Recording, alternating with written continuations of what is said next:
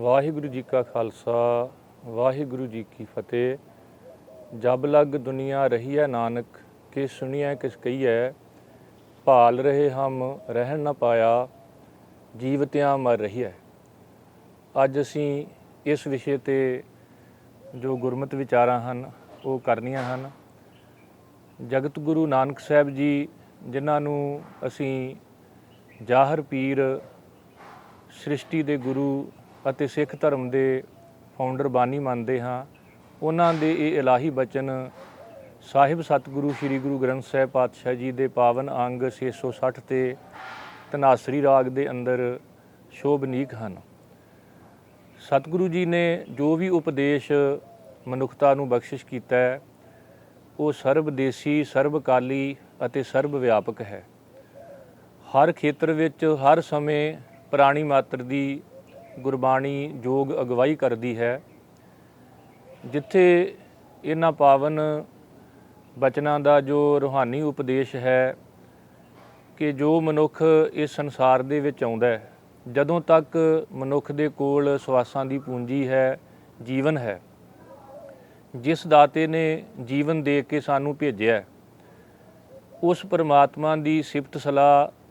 ਉਹਦੀ ਵਡਿਆਈ ਸੁਣਨੀ ਚਾਹੀਦੀ ਹੈ ਅਤੇ ਉਹਦੀ ਜੋ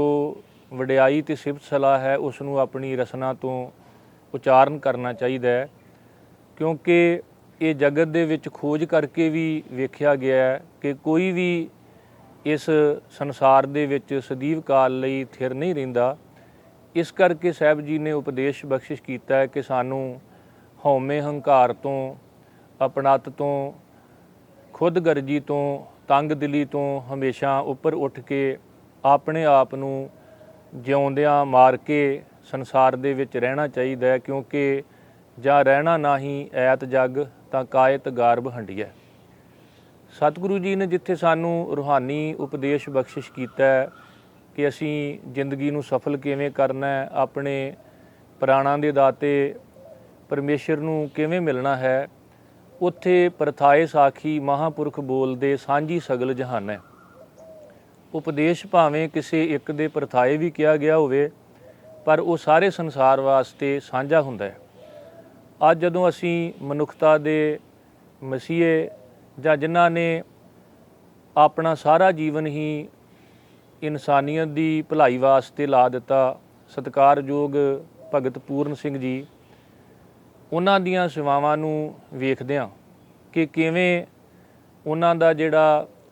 ਪਿਛੋਕੜ ਹੈ, ਕਿ ਜਦੋਂ ਉਹਨਾਂ ਦੀ ਮਾਤਾ ਜੀ ਦਾ ਆਪਾਂ ਜੀਵਨ ਵੇਖਦੇ ਹਾਂ ਉਹ ਬੜਾ ਵਿਖੜਾ ਪੈਂਡਾ ਹੈ, ਜਾਂ ਭਗਤ ਜੀ ਦਾ ਜਦੋਂ ਸੰਸਾਰ ਦੇ ਵਿੱਚ ਜਦੋਂ ਉਹਨਾਂ ਦੀ ਆਮਦ ਹੁੰਦੀ ਹੈ ਅਤੇ ਉਹਨਾਂ ਨੂੰ ਵੀ ਘਰ ਪਰਿਵਾਰ ਵਿੱਚੋਂ ਹੀ ਨਫ਼ਰਤ ਭਰੇ ਨਜ਼ਰੀਏ ਨਾਲ ਦੇਖਿਆ ਜਾਂਦਾ ਹੈ। ਬਚਪਨ ਦਾ ਨਾਮ ਭਾਵੇਂ ਉਹਨਾਂ ਦਾ ਰਾਮ ਜੀ ਕਰਕੇ ਪ੍ਰਸਿੱਧ ਸੀ,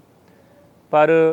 ਪਿਤਾ ਵੱਲੋਂ ਵੀ ਅਤੇ ਖਾਸ ਕਰਕੇ ਜਿਹੜੀ ਦੂਸਰੀ ਮਾਤਾ ਸੀ ਜਾਂ ਉਹਦੇ ਜੋ ਬੱਚੇ ਸਨ, ਉਹ ਵੀ ਭਗਤ ਜੀ ਨੂੰ ਕੋਈ ਬਹੁਤਾ ਪਿਆਰ ਨਹੀਂ ਸਨ ਕਰਦੇ। ਫਿਰ ਵੀ ਭਗਤ ਜੀ ਨੇ ਆਪਣੀ ਮਾਤਾ ਜੀ ਦੀ ਜੋ ਦੇਖ ਰੇਖ ਸੀਗੀ, ਉਹਨਾਂ ਦੀਆਂ ਜੋ ਸੁਣਾਈਆਂ ਹੋਈਆਂ ਉਹਨਾਂ ਨੂੰ ਜੀਵਨ ਸਫਲ ਕਰਨ ਵਾਲੀਆਂ ਕਹਾਣੀਆਂ, ਜਾਂ ਜਿਸ ਤਰ੍ਹਾਂ ਭਗਤ ਜੀ ਦਾ ਜੋ ਨਾਨਕਾ ਪਰਿਵਾਰ ਸੀਗਾ ਉਹ ਸਿੱਖ ਧਰਮ ਦੇ ਨਾਲ ਸੰਬੰਧ ਰੱਖਦਾ ਸੀ, ਇਸ ਕਰਕੇ ਮਾਤਾ ਜੀ ਵੱਲੋਂ ਜੋ ਗੁਰੂ ਸਾਹਿਬ ਜੀ ਦਾ ਉਪਦੇਸ਼ ਭਗਤ ਜੀ ਨੂੰ ਦ੍ਰਿੜ ਕਰਵਾਇਆ ਜਾਂਦਾ ਸੀ, ਉਹਦੇ ਮੁਤਾਬਕ ਭਗਤ ਜੀ ਨੇ ਜਿੱਥੇ ਦੁਨਿਆਵੀ ਵਿਦਿਆ ਪ੍ਰਾਪਤ ਕੀਤੀ, ਉੱਥੇ ਆਪਣਾ ਸਮੁੱਚਾ ਜੀਵਨ ਜਿਹੜਾ ਸੀ ਉਹ ਮਨੁੱਖਤਾ ਦੇ ਭਲੇ ਵਾਸਤੇ ਲਾਇਆ। ਕਿਉਂਕਿ ਅੱਜ ਵੀ ਜਦੋਂ ਅਸੀਂ ਇੱਥੇ ਸਤਿਕਾਰਯੋਗ ਡਾਕਟਰ ਬੀਬੀ ਇੰਦਰਜੀਤ ਕੌਰ ਜੀ, ਉਹਨਾਂ ਨੇ ਜਦੋਂ ਪਿੰਗਲਵਾੜੇ ਦੇ ਵਿੱਚ ਸਾਨੂੰ ਨਾਲ ਲੈ ਕੇ ਇੱਥੇ ਵਿਜ਼ਿਟ ਕਰਾਈ ਹੈ, ਅਤੇ ਅਸੀਂ ਦੇਖਿਆ ਕਿ ਜਿਨ੍ਹਾਂ ਨੂੰ ਘਰ ਵਾਲੇ ਵੀ ਨਹੀਂ ਸਾਂਭ ਸਕਦੇ, ਜੋ ਸੰਸਾਰ ਵੱਲੋਂ ਬਿਲਕੁਲ ਨਕਾਰੇ ਜਾ ਚੁੱਕੇ ਨੇ, ਜਾਂ ਇੰਝ ਕਹਿ ਲਈ ਜਿਹੜੇ ਅਪਾਹਜ ਲੂਲੇ ਲੰਗੜੇ ਬੱਚੇ ਨੇ, ਉਹਨਾਂ ਨੂੰ ਭਗਤ ਜੀ ਨੇ ਅਤੇ ਹੁਣ ਖਾਸ ਕਰਕੇ ਬੀਬੀ ਜੀ ਆਪ ਜਿਵੇਂ ਉਹਨਾਂ ਦੀ ਸੰਭਾਲ ਕਰ ਰਹੇ ਆ, ਆਪਣੇ ਆਪ ਦੇ ਵਿੱਚ ਇਹ ਇੱਕ ਬਹੁਤ ਵੱਡੀ ਆਪਾਂ ਕਹਿ ਸਕੀਏ ਕਿ ਇੱਕ ਚੁਣੌਤੀ ਵੀ ਹੈ, ਔਰ ਇੱਕ ਸਿੱਖਿਆ ਵੀ ਸੰਸਾਰ ਨੂੰ ਮਿਲਦੀ ਹੈ ਕਿ ਆਪਣਿਆਂ ਲਈ ਤਾਂ ਸਾਰੇ ਜਿਉਂਦੇ ਨੇ, ਪਰ ਆਪਣੇ ਤੋਂ, ਆਪਣੇ ਪਰਿਵਾਰ ਤੋਂ ਉੱਪਰ ਉੱਠ ਕੇ ਦੂਜਿਆਂ ਲਈ ਜਿਉਣਾ ਸਮਰਪਿਤ ਹੋ ਕੇ, ਜਦੋਂ ਅਸੀਂ ਇਸ ਨਜ਼ਰੀਏ ਦੇ ਨਾਲ ਅੱਜ ਦੇ ਵਿਸ਼ੇ ਤੇ ਝਾਤ ਮਾਰਾਂਗੇ। ਜਬ ਲਗ ਦੁਨੀਆ ਰਹੀ ਹੈ ਨਾਨਕ, ਕਿਸ ਸੁਣੀਐ ਕਿਸ ਕਹੀਐ। ਭਾਲ ਰਹੇ ਹਮ ਰਹਿਣ ਨਾ ਪਾਇਆ, ਜੀਵਤਿਆਂ ਮਰ ਰਹੀ ਹੈ। ਤੇ ਇਹਦੇ ਅਰਥ ਇਹ ਵੀ ਹੋਣਗੇ ਕਿ ਜਦੋਂ ਤੱਕ ਇਸ ਦੁਨੀਆ ਦੇ ਵਿੱਚ ਰਹਿਣਾ ਹੈ ਤੇ ਸਾਨੂੰ ਉਹ ਕੁਝ ਸੁਣਨਾ ਚਾਹੀਦਾ ਜਿਹੜਾ ਬਹੁਤੇ ਲੋਕ ਨਹੀਂ ਸੁਣਦੇ, ਕਿਉਂਕਿ ਬਹੁਤਿਆਂ ਦੀ ਜਿਹੜੀ ਸੁਰਤ ਹੈ ਉਹ ਆਪਣੇ ਤੱਕ, ਆਪਣੇ ਪਰਿਵਾਰ ਤੱਕ ਹੀ ਰਹਿੰਦੀ ਹੈ ਤੇ ਉਹ ਉਹਨਾਂ ਲੋਕਾਂ ਨੂੰ ਨਹੀਂ ਸੁਣਦੇ ਜਿਹੜੇ ਦੁੱਖਾਂ ਭਰਿਆ ਜੀਵਨ ਜਿਹੜਾ ਉਹ ਬਤੀਤ ਕਰਦੇ ਨੇ, ਜਿਨ੍ਹਾਂ ਦੀ ਜ਼ਿੰਦਗੀ ਦੇ ਵਿੱਚ ਇੰਜ ਕਹਿ ਲਈਏ ਕਿ ਉਹਨਾਂ ਨੂੰ ਕੋਈ ਸੰਭਾਲਣ ਵਾਲਾ ਨਹੀਂ ਹੈ। ਤੇ ਉਹ ਦੁਖਿਆਰੇ ਜਦੋਂ ਪੁਕਾਰਦੇ ਨੇ ਤੇ ਉਹਨਾਂ ਦੀ ਆਵਾਜ਼ ਨੂੰ ਇਸ ਦੁਨੀਆ ਵਿੱਚ ਰਹਿ ਕੇ ਜੇ ਸੁਣਿਆ ਤੇ ਉਹ ਸਤਿਕਾਰਯੋਗ ਭਗਤ ਪੂਰਨ ਸਿੰਘ ਹੋਣਾ ਨੇ ਸੁਣਿਆ। ਜੇ ਉਹਨਾਂ ਦੇ ਦੁੱਖੜੇ ਸੁਣ ਕੇ ਉਹਨਾਂ ਬਾਰੇ ਕੁਝ ਕਿਹਾ, ਜਾਂ ਇੰਜ ਕਹਿ ਲਈਏ ਕਿ ਜੋ ਕੁਝ ਉਹਨਾਂ ਨੇ ਸੁਣਿਆ ਉਹਦੇ ਲਈ ਲੋਕਾਂ ਦੇ ਜਿਹੜੇ ਦੁੱਖ ਸੀਗੇ ਉਹਨਾਂ ਵਿੱਚ ਭਾਈਵਾਲ ਬਣਨ ਵਾਸਤੇ, ਜਾਂ ਉਹਨਾਂ ਦੁੱਖਾਂ ਨੂੰ ਦੂਰ ਕਰਨ ਵਾਸਤੇ, ਜਾਂ ਗਰੀਬਾਂ ਅਨਾਥਾਂ ਨੂੰ, ਪਿੰਗਲਿਆਂ ਨੂੰ, ਲੂਲੇ ਲੰਗੜਿਆਂ ਨੂੰ ਸੰਭਾਲਣ ਵਾਸਤੇ ਜਿਹੜੇ ਯਤਨ ਕੀਤੇ ਸੀ, ਇਹ ਸਮਝ ਲਵੋ ਕਿ ਉਹ ਸੁਣ ਕੇ ਉਹਨਾਂ ਬਾਰੇ ਭਗਤ ਜੀ ਨੇ ਜਿਸ ਤਰ੍ਹਾਂ ਕੁਝ ਕਿਹਾ। ਕਿਉਂਕਿ ਜਬ ਲਗ ਦੁਨੀਆ ਰਹੀ ਹੈ ਨਾਨਕ, ਕਿਸ ਸੁਣੀਐ ਕਿਸ ਕਹੀਐ। ਜਦੋਂ ਅਸੀਂ ਸਤਿਗੁਰੂ ਜੀ ਦਾ ਜੀਵਨ ਵੇਖਦੇ ਹਾਂ ਤੇ ਭਾਈ ਗੁਰਦਾਸ ਜੀ ਨੇ ਜਿੱਥੇ ਸਪਸ਼ਟ ਕੀਤਾ, ਸੁਣੀ ਪੁਕਾਰ ਦਾਤਾਰ ਪ੍ਰਭ, ਗੁਰ ਨਾਨਕ ਜਗ ਮਾਹੇ ਪਠਾਇਆ, ਕਿ ਅਕਾਲ ਪੁਰਖ ਵਾਹਿਗੁਰੂ ਵੀ ਧਰਤੀ ਦੇ ਦੁਖਿਆਰੇ ਜੀਵਾਂ ਦੀ ਪੁਕਾਰ ਨੂੰ ਸੁਣਦਾ ਤੇ ਉਸ ਪੁਕਾਰ ਨੂੰ ਸੁਣ ਕੇ ਹੀ ਉਹਨਾਂ ਨੇ ਇੱਥੋਂ ਦੇ ਜਿਹੜੇ ਲੋਕ ਸਨ ਉਹਨਾਂ ਦੇ ਦੁੱਖ ਦੂਰ ਕਰਨ ਲਈ, ਇੱਥੋਂ ਦੇ ਜਿਹੜੇ ਵਸਨੀਕ ਸਨ ਉਹਨਾਂ ਦੀਆਂ ਜੋ ਜਿਸ ਤਰ੍ਹਾਂ ਵੀ ਜ਼ਿੰਦਗੀ ਦੇ ਵਿੱਚ ਉਹਨਾਂ ਦੀਆਂ ਜੋ ਔਕੜਾਂ ਸਨ, ਜਾਂ ਸਾਡਾ ਸਮਾਜ ਜਿਹੜਾ ਨਿੱਘਰ ਚੁੱਕਾ ਸੀ, ਕੁਰਾਹੇ ਪੈ ਚੁੱਕਾ ਸੀਗਾ, ਉਸ ਸਮਾਜ ਦੀਆਂ ਮੁਸ਼ਕਿਲਾਂ ਨੂੰ ਹੱਲ ਕਰਨ ਵਾਸਤੇ ਜਗਤ ਗੁਰੂ ਨਾਨਕ ਸਾਹਿਬ ਜੀ ਨੂੰ ਸੰਸਾਰ ਵਿੱਚ ਭੇਜਿਆ। ਤੇ ਸਤਿਗੁਰੂ ਗੁਰੂ ਨਾਨਕ ਪਾਤਸ਼ਾਹ ਜੀ ਨੇ ਵੀ ਭਾਈ ਗੁਰਦਾਸ ਜੀ ਦੇ ਬਚਨਾਂ ਮੁਤਾਬਕ, ਬਾਬਾ ਦੇਖਿਆ ਧਿਆਨ ਧਰ, ਜਲਤੀ ਸਭ ਪ੍ਰਿਥਵੀ ਦਿਸਿਆਈ, ਬਾਝੋਂ ਗੁਰੂ ਗੁਬਾਰ ਹੈ ਕਰਦੀ ਸੁਣੀ ਲੁਕਾਈ। ਹੁਣ ਜਦੋਂ ਆਪਾਂ ਅੱਜ ਇਸ ਵਿਸ਼ੇ 'ਤੇ ਵਿਚਾਰ ਕਰ ਰਹੇ ਹਾਂ ਕਿ ਜਬ ਲਗ ਦੁਨੀਆ ਰਹੀ ਹੈ ਨਾਨਕ, ਕਿਸ ਸੁਣੀਐ ਕਿਸ ਕਹੀਐ, ਤੇ ਸਤਿਗੁਰੂ ਗੁਰੂ ਨਾਨਕ ਪਾਤਸ਼ਾਹ ਜੀ ਨੇ ਵੀ ਸਭ ਤੋਂ ਪਹਿਲਾਂ ਲੁਕਾਈ ਨੂੰ ਧਿਆਨ ਧਰ ਕੇ ਵੇਖਿਆ, ਕਿਉਂਕਿ ਅਸੀਂ ਆਪਣੇ ਪਰਿਵਾਰਾਂ ਤੱਕ ਜਾਂ ਆਪਣਿਆਂ ਤੱਕ ਹੀ ਆਪਣੀ ਦ੍ਰਿਸ਼ਟੀ ਰੱਖਦੇ ਹਾਂ, ਪਰ ਪ੍ਰਭੂ ਪਿਆਰੇ ਸਾਰੇ ਸੰਸਾਰ ਨੂੰ ਆਪਣਾ ਜਿਹੜਾ ਪਰਿਵਾਰ ਹੈ ਉਹ ਸਮਝਦੇ ਨੇ, ਕਿਉਂਕਿ ਜਨਮ ਮਰਨ ਦੋਹੂ ਮੈਂ ਨਾਹੀ, ਜਨ ਪਰਉਪਕਾਰੀ ਆਏ, ਬ੍ਰਹਮ ਗਿਆਨੀ ਪਰਉਪਕਾਰ ਉਮਾਹਾ।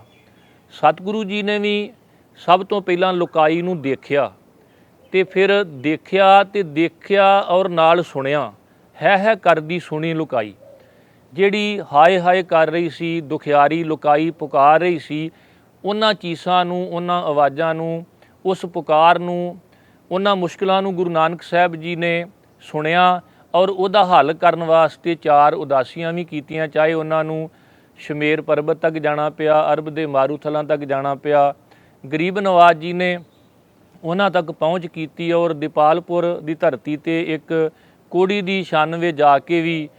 ਜਦੋਂ ਉਹਨੂੰ ਪੁੱਛਿਆ ਕਿ ਤੈਨੂੰ ਘਰ ਵਾਲੇ ਇੰਨੀ ਦੂਰ ਛੱਡ ਗਏ ਨੇ, ਕਾਰਨ ਕੀ ਹੈ, ਤੇ ਇੱਕੋ ਹੀ ਉਹਦਾ ਉੱਤਰ ਸੀ ਕਿ ਮੇਰੇ ਤਨ ਤੇ ਜਿਹੜਾ ਕੋਹੜ ਦਾ ਰੋਗ ਲੱਗਾ ਹੋਇਆ, ਕੋਈ ਵੀ ਮੇਰੇ ਨੇੜੇ ਆਉਣ ਲਈ ਤਿਆਰ ਨਹੀਂ।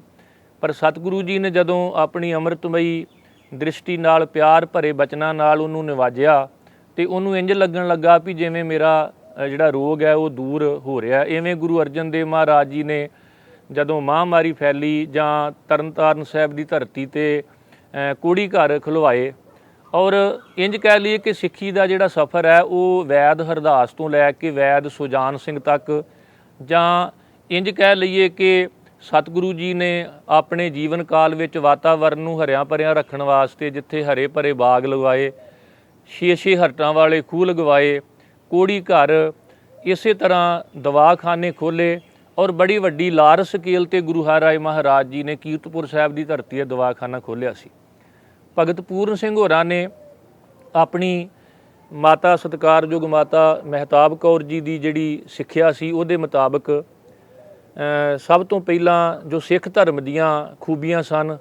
ਉਹਨਾਂ ਨੂੰ ਆਪਣੀ ਜ਼ਿੰਦਗੀ ਦੇ ਵਿੱਚ ਗ੍ਰਹਿਣ ਕੀਤਾ। ਜਿਵੇਂ ਆਪਾਂ ਉਹਨਾਂ ਦੇ ਜੀਵਨ ਦੀ ਘਟਨਾ ਸੁਣਦੇ ਹਾਂ ਕਿ ਜਦੋਂ ਉਹ ਖੰਨੇ ਦੇ ਨੇੜੇ ਉਹਨਾਂ ਦਾ ਦਾਦਕਾ ਪਰਿਵਾਰ ਸੀਗਾ ਤੇ ਉਹ ਫਤਿਹਗੜ੍ਹ ਸਾਹਿਬ ਦੀ ਧਰਤੀ 'ਤੇ ਦਰਸ਼ਨ ਕਰਨ ਵਾਸਤੇ ਗਏ, ਜਿੱਥੇ ਸਾਹਿਬਜ਼ਾਦਿਆਂ ਦੀ ਸ਼ਹਾਦਤ ਦਾ ਜਾਂ ਉਸ ਪਵਿੱਤਰ ਪਾਵਨ ਧਰਤੀ ਦੀ ਰੂਹਾਨੀਅਤ ਜੋਤੀ ਸਰੂਪ ਸਾਹਿਬ, ਉਹ ਸਾਰਾ ਦ੍ਰਿਸ਼ ਜੋ ਉਹਨਾਂ ਦੀ ਸੁਰਤ ਦੇ ਉੱਪਰ ਬੜਾ ਇੱਕ ਇਨਕਲਾਬੀ ਪ੍ਰਭਾਵ ਦੇ ਰਿਹਾ ਸੀ। ਤੇ ਉਹਨਾਂ ਦਿਨਾਂ ਦੇ ਵਿੱਚ ਹੀ ਮਹਾਰਾਜਾ ਭੁਪਿੰਦਰ ਸਿੰਘ ਉਸ ਪਵਿੱਤਰ ਧਰਤੀ ਤੇ ਦਰਸ਼ਨ ਕਰਨ ਵਾਸਤੇ ਪਹੁੰਚਿਆ ਤੇ ਉਹਦਾ ਜਿਹੜਾ ਅੰਗ ਰੱਖਿਅਕ ਸੀਗੀ, ਉਹਦੀ ਸੁੰਦਰ ਦਾੜੀ ਔਰ ਸੋਹਣੀ ਉਹਦੇ ਸਿਰ ਤੇ ਦਸਤਾਰ, ਇਹ ਵੇਖ ਕੇ ਭਗਤ ਪੂਰਨ ਸਿੰਘ ਜੀ ਨੇ ਜਦੋਂ ਉਹਨਾਂ ਦਾ ਨਾਮ ਰਾਮ ਜੀ ਦਾਸ ਸੀਗਾ ਤੇ ਆਪਣੀ ਮਾਤਾ ਜੀ ਨੂੰ ਪੁੱਛਿਆ ਤੇ ਮੈਂ ਸਿੱਖੀ ਸਰੂਪ ਦੇ ਵਿੱਚ ਇਸ ਤਰ੍ਹਾਂ ਦੀ ਦਸਤਾਰ ਸਜਾਉਣਾ ਚਾਹੁੰਦਾ।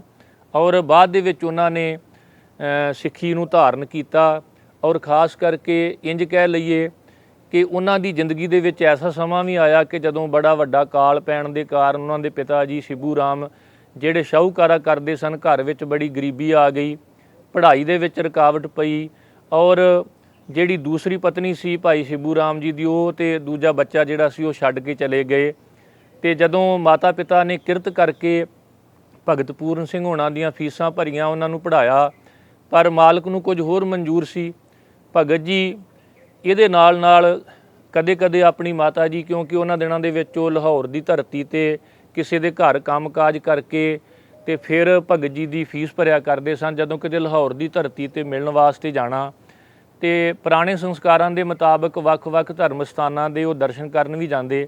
ਪਰ ਅਖੀਰ ਉਹਨਾਂ ਦਾ ਜਿਹੜਾ ਟਿਕਾ ਸੀ ਮਨ ਦਾ, ਉਹ ਗੁਰੂ ਘਰ ਆ ਕੇ ਬਣਦਾ ਵੀ ਇੱਥੇ ਸੰਗਤ ਵੀ ਹੈ, ਗੁਰਬਾਣੀ ਦਾ ਉਪਦੇਸ਼ ਵੀ ਹੈ ਤੇ ਮੁਸਾਫਰਾਂ ਲਈ ਰਿਹਾਇਸ਼ ਵੀ ਹੈ, ਗੁਰੂ ਕਾ ਲੰਗਰ ਵੀ ਹੈ, ਰੋਗੀਆਂ ਵਾਸਤੇ ਦਵਾਖਾਨੇ ਵੀ ਨੇ। ਔਰ ਖ਼ਾਸ ਕਰਕੇ ਜਿਹੜਾ ਲਾਹੌਰ ਦੀ ਧਰਤੀ ਤੇ ਗੁਰਦੁਆਰਾ ਡੇਰਾ ਸਾਹਿਬ ਧੰਨ ਗੁਰੂ ਅਰਜਨ ਦੇਵ ਮਹਾਰਾਜ ਜੀ ਦਾ ਸ਼ਹੀਦੀ ਸਥਾਨ, ਉਹਦਾ ਬੜਾ ਪ੍ਰਭਾਵ ਸੀ ਭਗਤ ਪੂਰਨ ਸਿੰਘ ਹੋਰਾਂ ਤੇ। ਉੱਥੋਂ ਦੇ ਗ੍ਰੰਥੀ ਸਾਹਿਬ ਦੇ ਨਾਲ ਇਹਨਾਂ ਨੇ ਜਦੋਂ ਉੱਥੇ ਸੇਵਾ ਕਰਦਿਆਂ ਐਸੀ ਘਟਨਾ ਘਟੀ, 4 ਸਾਲ ਦਾ ਬੱਚਾ ਜੋ ਲੂਲਾ ਲੰਗੜਾ ਸੀ, ਉਹਨੂੰ ਇੱਕ ਜ਼ਿਮੀਂਦਾਰ ਪਰਿਵਾਰ ਇਹ ਸਮਝ ਕੇ ਕਿ ਸਾਡੇ ਕਿਸੇ ਮਜ਼ਦੂਰ ਦਾ ਬੱਚਾ ਹੈ ਤੇ ਉਹ ਮਜ਼ਦੂਰ ਆਪਣੇ ਬੱਚੇ ਨੂੰ ਸਾਡੇ ਕੋਲ ਛੱਡ ਗਿਆ, ਅਸੀਂ ਗੁਰੂ ਘਰ ਛੱਡ ਆਉਂਦੇ ਹਾਂ। ਪਰ ਐਸਾ ਕੋਈ ਉਸ ਵੇਲੇ ਪ੍ਰਬੰਧ ਨਹੀਂ ਸੀ ਹੋ ਸਕਿਆ ਕਿ ਉਸ ਬੱਚੇ ਦੀ ਸੰਭਾਲ ਹੋ ਸਕੇ। ਤੇ ਉਹ ਬੱਚਾ ਜਦੋਂ ਛੱਡ ਕੇ ਚਲੇ ਗਏ ਤੇ ਭਗਤ ਪੂਰਨ ਸਿੰਘ ਹੋਣਾ ਨੂੰ ਉਹ ਬੱਚਾ ਸੌਂਪਿਆ ਗਿਆ। ਜਿਹੜੀ ਜ਼ਿੰਮੇਵਾਰੀ ਭਗਤ ਪੂਰਨ ਸਿੰਘ ਹੋਣਾ ਨੇ ਨਿਭਾਈ ਉਹ ਬੜੀ ਪਿਆਰ ਭਰੀ ਸੀ, ਕਿਉਂਕਿ ਉਹਨਾਂ ਨੇ ਉਸ ਬੱਚੇ ਨੂੰ ਆਪਣਾ ਪਰਿਵਾਰ ਸਮਝਿਆ ਔਰ ਇੱਥੇ ਤੱਕ ਉਹਦਾ ਨਾਮ ਵੀ ਪਿਆਰਾ ਸਿੰਘ ਰੱਖਿਆ। ਇੰਜ ਕਹਿ ਲਈਏ ਕਿ ਉਹ ਪਿਆਰਾ ਸਿੰਘ ਜਿਹਦੀਆਂ ਲੱਤਾਂ ਵੀ ਵਿੰਗੀਆਂ ਸਨ, ਪੈਰ ਵੀ ਵਿੰਗੇ ਸਨ, ਉਹਦੇ ਤੋਂ ਪਿੰਗਲਵਾੜੇ ਦੀ ਬੁਨਿਆਦ ਰਖਾਈ ਔਰ ਇਹ ਕਿਹਾ ਕਿ ਅੱਜ ਤੋਂ ਬਾਅਦ ਮੇਰਾ ਜਿਹੜਾ ਪਰਿਵਾਰ ਹੈ, ਉਹ ਜਿੰਨੇ ਵੀ ਅਪਾਹਜ ਲੋਕ ਨੇ, ਜਿੰਨੇ ਬੇਸਹਾਰਾ ਲੋਕ ਨੇ, ਦੁਖੀ ਜਾਂ ਹੋਰ ਜਿਨ੍ਹਾਂ ਨੂੰ ਘਰ ਵਾਲੇ ਜਾਂ ਸਮਾਜ ਵੀ ਦੁਰਕਾਰ ਦਿੰਦਾ, ਭਗਤ ਪੂਰਨ ਸਿੰਘ ਹੋਣਾ ਨੇ ਆਪ ਜਿਹੜਾ ਰਿਕਸ਼ਾ ਸੀ ਉਹ ਖਿੱਚ ਕੇ ਚਲਾ ਕੇ ਉਹਨਾਂ ਮਰੀਜ਼ਾਂ ਨੂੰ ਕਈ ਵਾਰ ਹਸਪਤਾਲ ਖੜਨਾ, ਉਹਨਾਂ ਦੀ ਦੇਖਭਾਲ ਕਰਨੀ ਔਰ ਮਲ ਮੂਤਰ ਵੀ ਉਹਨਾਂ ਦਾ ਸਾਹਮਣਾ, ਜਿਨ੍ਹਾਂ ਨੂੰ ਕੋਈ ਵੀ ਸਾਹਮਣ ਵਾਲਾ ਨਹੀਂ ਸੀ। ਤੇ ਅੱਜ ਵੀ ਜਦੋਂ ਅਸੀਂ ਹੁਣ ਅਜੋਕੇ ਸਮੇਂ ਵਿੱਚ ਵੇਖ ਰਹੇ ਹਾਂ ਕਿ ਜਿਨ੍ਹਾਂ ਨੂੰ ਕਰੋਨਾ ਹੋ ਜਾਂਦਾ ਹੈ ਤੇ ਉਹਨਾਂ ਦੇ ਘਰ ਪਰਿਵਾਰ ਦੇ ਜੀਅ ਵੀ ਨੇੜੇ ਨਹੀਂ ਆਉਂਦੇ, ਪਰ ਫਿਰ ਵੀ ਭਗਤ ਜੀ ਦੀਆਂ ਜਿਹੜੀਆਂ ਸਿੱਖਿਆਵਾਂ ਨੇ ਉਹਨਾਂ 'ਤੇ ਚੱਲਦਿਆਂ ਡਾਕਟਰ ਇੰਦਰਜੀਤ ਕੌਰ ਬੜੀ ਬਖੂਬੀ ਦੇ ਨਾਲ ਅੱਜ ਵੀ ਮਰੀਜ਼ਾਂ ਨੂੰ ਆਪਣਾ ਪਰਿਵਾਰ ਸਮਝ ਕੇ ਜਦੋਂ ਉਹਨਾਂ ਨੇ ਰਾਊਂਡ ਲਵਾਇਆ ਤੇ ਨਿੱਕੇ ਨਿੱਕੇ ਬੱਚੇ ਅਸੀਂ ਵੇਖ ਕੇ ਆਏ ਹਾਂ, ਜਿਹੜੇ ਉਹਨਾਂ ਨੂੰ ਵੇਖ ਕੇ ਖੁਸ਼ ਹੋ ਜਾਂਦੇ ਆ ਔਰ ਆਪਣੀ ਸਮੱਸਿਆ ਦੱਸਦੇ ਆ। ਜਿਵੇਂ ਜਦੋਂ ਅਸੀਂ ਛੋਟੇ ਹੁੰਦੇ ਸਾਂ ਤੇ ਜਦੋਂ ਕਿਤੇ ਕੋਈ ਤਨ ਤੇ ਦੁੱਖ ਆਉਣਾ ਤੇ ਅਸੀਂ ਸਭ ਤੋਂ ਪਹਿਲਾਂ ਮਾਂ ਨੂੰ ਜਾਂ ਪਿਤਾ ਨੂੰ ਦੱਸਣਾ, ਤੇ ਇਸੇ ਤਰ੍ਹਾਂ ਹੀ ਇੱਥੋਂ ਦੇ ਮਰੀਜ਼ ਜਿਹੜੇ ਨੇ ਉਹ ਬੀਬੀ ਇੰਦਰਜੀਤ ਕੌਰ ਨੂੰ ਆਪਣਾ ਦੁੱਖ ਦੱਸ ਕੇ, ਕੋਈ ਕਹਿ ਰਿਹਾ ਮੇਰੀਆਂ ਲੱਤਾਂ ਤੇ ਆਹ ਨਿਕਲ ਆਇਆ, ਕੋਈ ਕਹਿ ਰਿਹਾ ਮੇਰੇ ਹੱਥ ਨੂੰ ਆਹ ਪ੍ਰੋਬਲਮ ਹੈ, ਕੋਈ ਇਹ ਦੱਸ ਰਿਹਾ ਕਿ ਅੱਜ ਮੈਂ ਖੜਾ ਹੋ ਕੇ ਖੁਦ ਆਪਣੇ ਪੈਰਾਂ ਤੇ ਚੱਲਿਆ। ਇਹ ਸੱਚਮੁੱਚ ਹੀ ਆਪਣੇ ਪਰਿਵਾਰ ਤੋਂ, ਆਪਣੇ ਨਿੱਜੀ ਸਰੀਰ ਤੋਂ ਉੱਪਰ ਉੱਠ ਕੇ ਦੂਜਿਆਂ ਨੂੰ ਸੁਣਨਾ ਤੇ ਦੂਜਿਆਂ ਬਾਰੇ ਕੁਝ ਕਹਿਣਾ, ਗੁਰਬਾਣੀ ਦਾ ਜੋ ਉਪਦੇਸ਼ ਹੈ ਕਿ ਜਬ ਲਗ ਦੁਨੀਆ ਰਹੀ ਹੈ ਨਾਨਕ ਕਿਸ ਸੁਣੀਐ ਕਿਛ ਕਹੀਐ, ਭਾਲ ਰਹੇ ਹਮ ਰਹਿਣ ਨਾ ਪਾਇਆ। ਇਸ ਦੁਨੀਆ ਵਿੱਚ ਖੋਜ ਕਰਕੇ ਵੇਖ ਲਈਏ ਤੇ ਕੋਈ ਵੀ ਥਿਰ ਨਹੀਂ ਰਹਿੰਦਾ, ਕਿਉਂਕਿ ਰਹਿਣ ਨਾ ਪਾਵੈ ਸੁਰ ਨਰ ਦੇਵਾ, ਊਠ ਸੁਧਾਰੇ ਕਰ ਮੁਨਜਨ ਸੇਵਾ, ਬਾਦਸ਼ਾਹ ਸ਼ਾਹ ਵਪਾਰੀ ਮਰਨਾ ਜੋ ਦੀਸੈ ਸੋ ਕਾਲੈ ਕਰਨਾ। ਇੱਕ ਉਰਦੂ ਦੇ ਕਵੀ ਦੇ ਬਚਨ ਨੇ, जिस जगह था चमका जलसा और खुसरो का महल, चंद कब्रों की सिवा अब तो कुछ भी नहीं, गूंजते थे जिनके डंकों से ज़मीनों आसमां, दौर खामोशी का हूँ ना हाँ कुछ भी नहीं। ਭਗਤ ਪੂਰਨ ਸਿੰਘ ਜੀ ਜਿਨ੍ਹਾਂ ਨੇ ਆਪਣੇ 88 ਸਾਲ ਦੇ ਕੁੱਲ ਜੀਵਨ ਦੇ ਵਿੱਚ ਸੰਸਾਰ ਦੇ ਵਿੱਚ ਆਪਣੇ ਆਪ ਨੂੰ ਜਿਉਂਦਿਆਂ ਮਾਰ ਕੇ ਰੱਖਿਆ। ਮੈਂ ਪਹਿਲਾਂ ਵੀ ਜਿਵੇਂ ਬੇਨਤੀ ਕੀਤੀ ਕਿ ਇੱਕ ਗੁਰਬਾਣੀ ਦੇ ਇਹਨਾਂ ਪਾਵਨ ਬਚਨਾਂ ਦੇ ਅਰਥ ਨੇ ਕਿ ਬੁਰਾਈਆਂ ਵੱਲੋਂ, ਔਗਣਾਂ ਵੱਲੋਂ, ਜਾਂ ਜਿਹੜਾ ਸੰਸਾਰੀ ਖਵੈਸ਼ਾਂ ਨੇ ਜਾਂ ਹੰਕਾਰ ਆਦਿਕ ਹੈ, ਉਸ ਪਾਸੇ ਤੋਂ ਆਪਣੇ ਆਪ ਨੂੰ ਮਾਰ ਕੇ ਰੱਖਣਾ। ਦੂਸਰਾ ਹੈ ਕਿ ਜੋ ਕੁਝ ਅਸੀਂ ਸੰਸਾਰ ਵਿੱਚ ਚਾਹੁੰਦੇ ਹਾਂ ਕਿ ਸਾਡਾ ਆਪਣਾ ਪਰਿਵਾਰ ਵਧੇ ਫੁੱਲੇ, ਅਸੀਂ ਸਮਾਜ ਵਿੱਚ ਤਰੱਕੀ ਕਰੀਏ, ਇਸ ਪਾਸੇ ਤੋਂ ਆਪਣੀਆਂ ਖਵਾਇਸ਼ਾਂ ਦੇ ਉੱਪਰ ਕਾਬੂ ਪਾ ਕੇ ਦੂਜਿਆਂ ਲਈ ਕੁਝ ਕਰਨਾ, ਇਹਨੂੰ ਵੀ ਜੀਵਤ ਮਰਨਾ ਕਿਹਾ ਜਾਂਦਾ ਹੈ। ਕਿਉਂਕਿ ਭਾਲ ਰਹੇ ਹਮ ਰਹਿਣ ਨਾ ਪਾਇਆ, ਜਦੋਂ ਖੋਜ ਕਰਕੇ ਵੇਖਿਆ ਤੇ ਕੋਈ ਵੀ ਸੰਸਾਰ ਵਿੱਚ ਥਿਰ ਨਹੀਂ ਸੀ, ਤੇ ਫਿਰ ਜੀਵਤਿਆਂ ਮਰ ਰਹੀ ਹੈ, ਭਾਵ ਇਵੇਂ ਜਿਉਂਦਿਆਂ ਜੀ ਆਪਣੇ ਆਪ ਨੂੰ ਮਾਰ ਦੇਣਾ, ਭਾਵ ਦੂਜਿਆਂ ਲਈ ਸਮਰਪਿਤ ਹੋ ਜਾਣਾ। ਉਵੇਂ ਗੁਰਬਾਣੀ ਦੇ ਵਿੱਚ ਜੀਵਤ ਮਰਨ ਦੀ ਇਹ ਵੀ ਪਰਿਭਾਸ਼ਾ ਦਿੱਤੀ ਗਈ ਹੈ ਕਿ ਅੱਖੀਂ ਬਾਝੋਂ ਵੇਖਣਾ, ਵਿਣ ਕੰਨਾਂ ਸੁਣਨਾ, ਪੈਰਾਂ ਬਾਝੋਂ ਚੱਲਣਾ, ਵਿਣ ਹੱਥਾਂ ਕਰਨਾ, ਜੀਭੇ ਬਾਝੋਂ ਬੋਲਣਾ, ਇਉਂ ਜੀਵਤ ਮਰਨਾ, ਨਾਨਕ ਹੁਕਮ ਪਛਾਣ ਕੇ ਤੋ ਖਸਮੇ ਮਿਲਣਾ। ਭਾਵ ਕਿ ਜਿਵੇਂ ਸਾਡੀਆਂ ਅੱਖਾਂ ਜਿਹੜੀਆਂ ਨੇ ਉਹ ਸੰਸਾਰ ਦੇ ਰੰਗਾਂ ਤਮਾਸ਼ਿਆਂ ਨੂੰ ਵੇਖਣਾ ਚਾਹੁੰਦੀਆਂ ਨੇ, ਪਰ ਕੋਈ ਸੰਸਾਰ ਦੇ ਰੰਗਾਂ ਤਮਾਸ਼ਿਆਂ ਵਾਲੇ ਪਾਸੇ ਤੋਂ ਆਪਣੀਆਂ ਅੱਖਾਂ ਨੂੰ ਮੋੜ ਕੇ ਬੇਸਹਾਰਾ ਲੋਕਾਂ ਨੂੰ ਸੰਭਾਲਣ ਵਾਲੇ ਪਾਸੇ, ਦੁਖੀਆਂ ਨੂੰ ਸੰਭਾਲਣ ਵਾਲੇ ਪਾਸੇ ਆਪਣੀਆਂ ਅੱਖਾਂ ਨਾਲ ਇਹ ਵੇਖੇ ਵੀ ਲੋੜਵੰਦ ਕੌਣ ਹੈ। ਇਹ ਆ ਜੀਵਤ ਮਰਨਾ, ਕਿ ਜੋ ਕੁਝ ਅੱਖਾਂ ਵੇਖਣਾ ਚਾਹੁੰਦੀਆਂ ਨੇ ਉਸ ਪਾਸੇ ਤੋਂ ਹਟ ਕੇ ਜਿਨ੍ਹਾਂ ਨੂੰ ਨਹੀਂ ਕੋਈ ਵੇਖਦਾ, ਲਾਗੋਂ ਦੀ ਲੋਕੀ ਲੰਘ ਜਾਂਦੇ ਨੇ ਜਿੱਥੇ ਆਪਣਾਪਨ ਨਾ ਹੋਵੇ, ਪਰ ਭਗਤ ਜੀ ਨੇ ਉਹਨਾਂ ਨੂੰ ਨੇੜੇ ਹੋ ਕੇ ਵੇਖਿਆ ਜਿਨ੍ਹਾਂ ਨੂੰ ਕੋਈ ਨਹੀਂ ਸੀ ਵੇਖਦਾ। ਅੱਖੀਂ ਬਾਝੋਂ ਵੇਖਣਾ, ਵਿਣ ਕੰਨਾਂ ਸੁਣਨਾ। ਸਾਡੇ ਦੁਨਿਆਵੀ ਤੌਰ 'ਤੇ ਕੰਨ ਜਿਹੜੇ ਨੇ ਚੁਗਲੀ ਨਿੰਦਿਆ ਸੁਣਨਾ ਚਾਹੁੰਦੇ ਨੇ, ਸੰਸਾਰ ਦਾ ਜੋ ਗੀਤ ਸੰਗੀਤ ਸੁਣਨਾ ਚਾਹੁੰਦੇ ਨੇ, ਪਰ ਜੀਵਤ ਮਰਨਾ ਕੀ ਹੈ ਕਿ ਇਹ ਅਰਦਾਸ ਕਰਨੀ, ਮੇਰੇ ਮੋਹਨ ਸਰਵਣੀ ਇਹ ਨਾ ਸੁਣਾਏ, ਸਾਕਤ ਗੀਤ ਨਾਦ ਧੁਨ ਗਾਵਤ, ਬੋਲਤ ਬੋਲ ਅਜਾਏ। ਆਪਣੇ ਕੰਨਾਂ ਨੂੰ ਕਹਿਣਾ, ਇਹ ਸਰਵਣੋਂ ਮੇਰਿਓ ਸਾਚੈ ਸੁਣਨਾ ਨੋ ਪਠਾਏ। ਔਰ ਅਰਦਾਸ ਵੀ ਕਰਨੀ ਕਿ ਕੋਟ ਕਰਨ ਦੀਜੈ ਪਰਾ ਪ੍ਰੀਤਮ, ਹਰ ਗੁਣ ਸੁਣੀਐ ਅਬਨਾਸੀ ਰਾਮ। ਜਿੱਥੇ ਜੀਵਤ ਮਰਨਾ ਹੈ ਕਿ ਸੰਸਾਰੀ ਚੁਗਲੀ ਨਿੰਦਿਆਂ ਤੋਂ ਉੱਠ ਕੇ ਪ੍ਰਭੂ ਦੀ ਵਡਿਆਈ ਨੂੰ ਸੁਣਨਾ, ਇਹ ਜੀਵਤ ਮਰਨਾ ਹੈ। ਉੱਥੇ ਹੈ ਕਿ ਜਦੋਂ ਦੁਨੀਆ ਦੇ ਰੰਗ ਰਾਗ ਕੰਨ ਸੁਣਨਾ ਚਾਹੁੰਦੇ ਨੇ, ਰਾਗ ਨਾਦ, ਇਸ ਤੋਂ ਉੱਪਰ ਉੱਠ ਕੇ ਕਿਸੇ ਦੁਖਿਆਰੇ ਦੀ ਆਵਾਜ਼ ਨੂੰ ਸੁਣਨਾ ਤੇ ਉਹਦੀ ਸੰਭਾਲ ਕਰਨੀ, ਇਹ ਵੀ ਜੀਵਤ ਮਰਨਾ ਹੈ। ਭਾਵ ਜੋ ਗੁਰਬਾਣੀ ਦੇ ਵਿੱਚ ਉਪਦੇਸ਼ ਦਿੱਤਾ ਗਿਆ, ਅੱਖੀਂ ਬਾਝੋਂ ਵੇਖਣਾ, ਵਿਣ ਕੰਨਾਂ ਸੁਣਨਾ, ਜੀਭੇ ਬਾਝੋਂ ਬੋਲਣਾ, ਜਾਂ ਪੈਰਾਂ ਬਾਝੋਂ ਚੱਲਣਾ, ਵਿਣ ਹੱਥਾਂ ਕਰਨਾ, ਵੀ ਪੈਰ ਕਿੱਧਰ ਨੂੰ ਤੁਰਨਾ ਚਾਹੁੰਦੇ ਨੇ ਪਰ ਇਹ ਪੈਰ ਤੁਰ ਪੈਣ ਰੋਗੀਆਂ ਦੀ, ਬੇਸਹਾਰਾ ਲੋਕਾਂ ਦੀ ਸੰਭਾਲ ਕਰਨ ਵਾਸਤੇ, ਦੁਖੀਆਂ ਦੀ ਸੰਭਾਲ ਕਰਨ ਵਾਸਤੇ। ਇਹ ਹੱਥ ਜਿਹੜੇ ਨੇ ਇਹ ਦੁਨਿਆਵੀ ਕਾਰ ਵਿਹਾਰ ਕਰਦਿਆਂ, ਆਪਣੇ ਫਰਜ਼ਾਂ ਦੀ ਪੂਰਤੀ ਕਰਦਿਆਂ, ਇਹਨਾਂ ਹੱਥਾਂ ਦੇ ਨਾਲ ਦੁਖਿਆਰਿਆਂ ਨੂੰ, ਰੋਗੀਆਂ ਨੂੰ, ਬੇਸਹਾਰਾ ਲੋਕਾਂ ਨੂੰ ਸੰਭਾਲਿਆ ਜਾਵੇ। ਇਹੀ ਕਾਰਨ ਸੀ ਕਿ ਮੇਰੇ ਸਤਿਗੁਰੂ ਜੀ ਨੇ ਉਹਨਾਂ ਹੱਥਾਂ ਨੂੰ ਪ੍ਰਵਾਨ ਨਹੀਂ ਕੀਤਾ ਜਿਹਨਾਂ ਹੱਥਾਂ ਨੂੰ ਬਾਰ-ਬਾਰ ਇਹ ਕਹਿ ਕੇ ਕਿ ਅਸੀਂ ਆਪਣੇ ਹੱਥਾਂ ਨੂੰ ਬਹੁਤ ਸਾਫ਼ ਰੱਖ ਰਹੇ ਹਾਂ, ਸਗੋਂ ਉਹਨਾਂ ਹੱਥਾਂ ਨੂੰ ਪ੍ਰਵਾਨ ਕੀਤਾ ਜਿਨ੍ਹਾਂ ਹੱਥਾਂ ਦੇ ਨਾਲ ਭਾਈ ਲਾਲੋ ਜੀ ਕਿਰਤ ਕਰ ਰਹੇ ਸਨ, ਕਿੱਲੇ ਘੜ ਰਹੇ ਸਨ। ਜਾਂ ਦਸ਼ਮੇਸ਼ ਪਿਤਾ ਜੀ ਦੇ ਸਮੇਂ ਜਦੋਂ ਇੱਕ ਬੜੇ ਗੋਰੇ ਹੱਥਾਂ ਵਾਲੇ ਇੱਕ ਬੱਚੇ ਨੇ ਪਾਣੀ ਦਾ ਕਟੋਰਾ ਸਤਿਗੁਰੂ ਜੀ ਨੂੰ ਪੇਸ਼ ਕੀਤਾ ਤੇ ਸਤਿਗੁਰੂ ਜੀ ਨੇ ਉਹ ਪ੍ਰਵਾਨ ਨਾ ਕੀਤਾ ਵੀ ਜਿਸ ਬੰਦੇ ਨੇ ਕਦੇ ਕਿਰਤ ਨਹੀਂ ਕੀਤੀ, ਹੱਥੋਂ ਦੇ ਕੇ ਭਲਾ ਮਨਾਵੇ ਵਾਲੀ ਬਿਰਤੀ ਧਾਰ ਨਹੀਂ ਕੀਤੀ, ਇਹ ਹੱਥ ਕਿਸੇ ਨੂੰ ਸੰਭਾਲਣ ਲਈ ਕੰਮ ਨਹੀਂ ਆਏ ਤੇ ਉਹ ਹੱਥ ਸੁੱਚੇ ਨਹੀਂ ਹੈ, ਪਵਿੱਤਰ ਨਹੀਂ ਹੈ। ਇਸੇ ਤਰ੍ਹਾਂ ਹੱਥਾਂ ਦੇ ਨਾਲ ਦੂਜਿਆਂ ਦੀ ਸੰਭਾਲ ਕਰਨੀ, ਜੀਭੇ ਬਾਝੋਂ ਬੋਲਣਾ ਵੀ ਦੁਨਿਆਵੀ ਤੌਰ 'ਤੇ ਅਸੀਂ